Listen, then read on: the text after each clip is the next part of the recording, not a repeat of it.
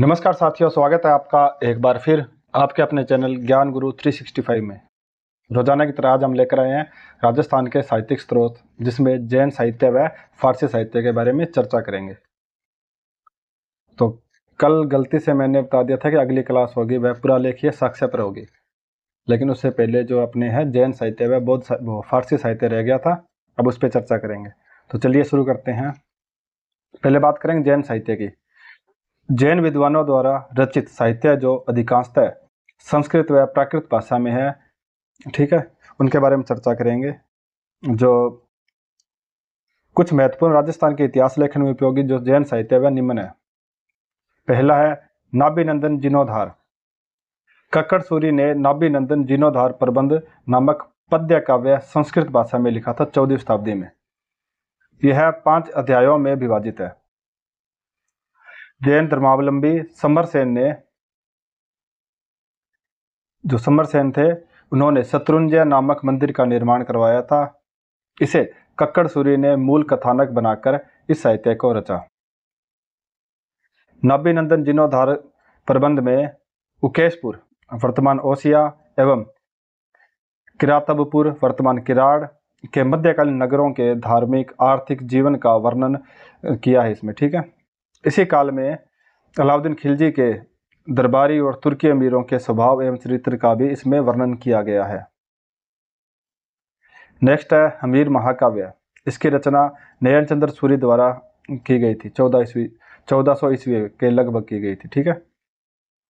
यह एक ऐतिहासिक काव्य है जिसमें 14 सर्गों में लिखकर नयन चंद्र सूरी ने रणथंभौर पर शासन करने वाली चौहान शाखा के राजपूत राजाओं का वर्णन किया है।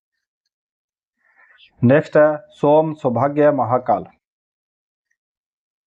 यह सोम सूरी द्वारा रचित है 15वीं शताब्दी में। इससे सामाजिक एवं सांस्कृतिक जीवन की जानकारी मिलती है। महाराणा कुंभा के काल की उपलब्धियों की जानकारी भी मिलती है। इसी काव्य से हमें मेवाड़ शैली की राजस्थानी चित्रकला, यानी मेवाड़ शैली की जो चित्रकला थी उसके उद्भव एवं विकास की जानकारी मिलती है।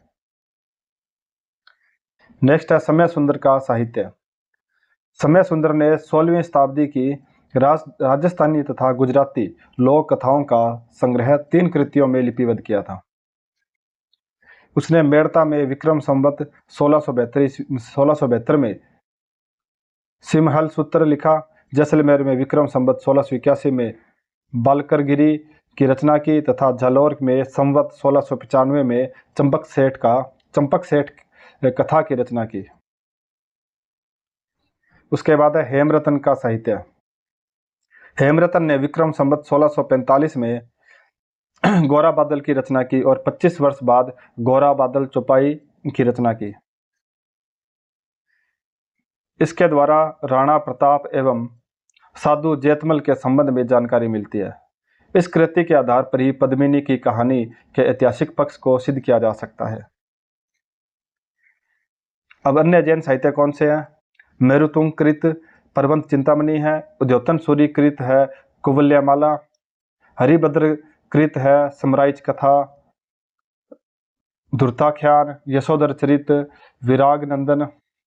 वीरांगंद कथा और राजशेखर कृत है प्रबंध कोश। जय सिंह सूरी कृत है हमीर मदमर्दन, कुमारपाल चरित, धर्मोदेश माला। हेमरतन सूरी द्वारा है गोरा बादल, पद्मिनी चौपाई, यम कुमार चौपाई।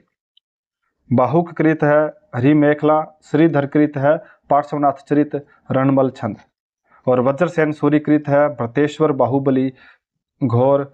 पुरानी राजस्थानी का प्राचीनतम रूप है, ये पुरानी राजस्थानी भाषा का प्राचीनतम रूप है। उसके बाद है हेमचंद्र सूरी कृत देसी नाममाला शब्दानुशासन और लंब्योदय उपाध्याय कृत है पद्मिनी चरित्र चौपाई। इसके बाद बात करेंगे फारसी साहित्य की। भारत में दिल्ली सल्तनत व मुगल साम्राज्य के बारे में जानने का मुख्य स्रोत फारसी साहित्य है। इनमें से कुछ ग्रंथों में प्रसंग वंश राजस्थानी राज्यों का भी विवरण दिया गया है। अब फारसी साहित्य निम्नलिखित है। पहला है तुझ के बाबरी।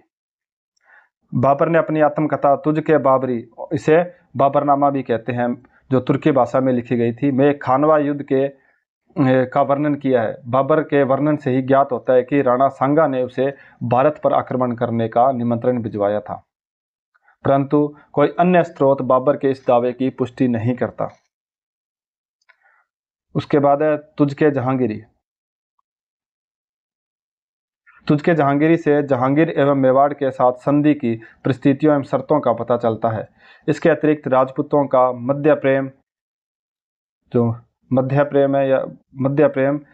जो नशा है उसके प्रति प्रेम, राजपूत राजकुमारियों का शाही घरानों में विवाह, दशहरा, होली, दीपावली आदि पर्वों के बारे में भी जानकारी मिलती है। नेक्स्ट है तबकात अकबरी। इसका लेखक निजामुद्दीन अहमद था। यह अकेला समकालिक लेखक है जो हमें शेरशाह की सेना को एक टुकड़ी नागौर तक उस समय पहुंच गई थी जब मालदेव निर्वासित मुगल सम्राट हुमायूं को सहायता देने की सोच रहा था। तबकात अकबरी में जो उसका लेखक है निजामुद्दीन अहमद, यह अकेला समकालीन लेखक है जो यह जानकारी देता है कि शेरशाह की सेना नागौर तक उस समय पहुंच गई थी जब मालदेव निर्वासित मुगल सम्राट हुमायूं को सहायता देने की सोच रहा था। उसके बाद तारीख है शेरशाही। इसका लेखक अब्बास खां सरवानी है जिसने गिरी सुमेल के युद्ध में शेरशाह के खेमे में मौजूद था। यह नेक्स्ट है फतुहात आलमगिरी। इसका लेखक है इसरदास नागर। फतुहात आलमगिरी के आधार पर हमें दुर्गादास राठौड़ की कूटनीति का पता चलता है। उसने औरंगजेब के पुत्र और पौत्री को बादशाह के हवाले करके अजीत सिंह के लिए मनसब और वतन जागीर के आदेश प्राप्त किए थे।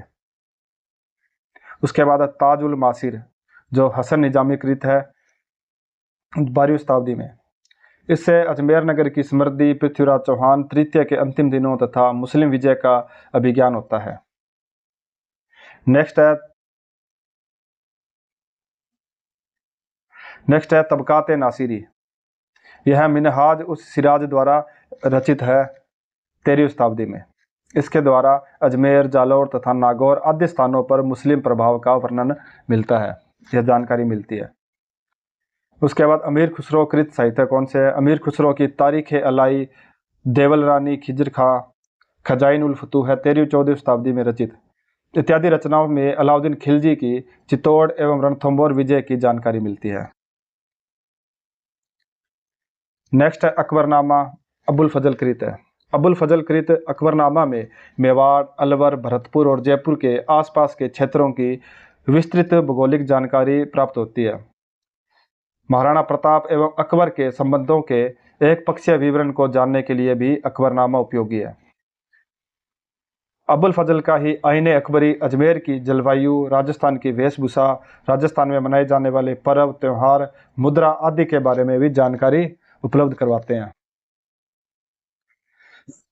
नेक्स्ट है जियाउद्दीन बरनी की तारीख है फिरोज शाही एवं यहिया बिन अहमद सर हिंदी की तारीख है मुबारक शाही जो 14वीं शताब्दी में लिखी गई थी। इसके द्वारा खलजी वंश के शासकों के साथ साथ राजस्थान के इतिहास से संबंधित महत्वपूर्ण जानकारी भी प्राप्त होती है। अब अन्य फारसी साहित्य कौन से हैं? मुंतखब उत तवारीख, हल्दी घाटी युद्ध का वर्णन है इसमें। इसकी रचना बदायूनी द्वारा की गई थी। तारीख है राजस्थान, नस्बुल अंसाब, इसकी रचना कालीराम कायस्थ द्वारा की गई थी जो जयपुर के शासक प्रताप सिंह का दरबारी था।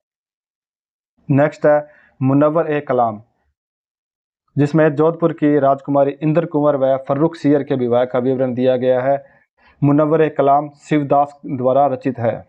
उसके बाद है वाक्या ए राजपुताना, इसकी रचना ज्वाला सहाय द्वारा की गई थी। नेक्स्ट है तारीख तुहूफ ए राजस्थान, इसकी रचना अब्बेदुल्लाह फहरती द्वारा की गई थी। उसके बाद है हुमायूं नामा, इसकी रचना गुलबदन बेगम द्वारा की गई थी। इससे हुमायूं के मारवाड़ और मेवाड़ के शासकों के साथ संबंधों की जानकारी मिलती है। और लास्ट हमारा अब्बास खां सरवानी की तारीख है शेरशाही, इससे शेरशाह व मालदेव के संबंधों का ज्ञान प्राप्त होता है। और अब्दुल हमीद लाहौरी कृत बादशाह नामा मोहम्मद साकिब मुस्तैद खां द्वारा रचित मासिर आलमगिरी से शाहजहाँकालीन राजस्थान के इतिहास को जानने के लिए उपयोगी है ये। तो बस आज के लिए बस इतने साथियों, मिलते हैं कल पुरालेखीय सामग्री के साथ। तो तब तक के लिए धन्यवाद। अगर आपको वीडियो पसंद आता है तो वीडियो को लाइक करें, यूट्यूब चैनल को सब्सक्राइब करें और कमेंट करके बताइए आपको वीडियो कैसा लगा, और अपने दोस्तों के साथ शेयर जरूर करें। मिलते हैं कल, तब तक के लिए धन्यवाद। पढ़ते रहें, बढ़ते रहें, सीखते रहें। जय हिंद, जय भारत।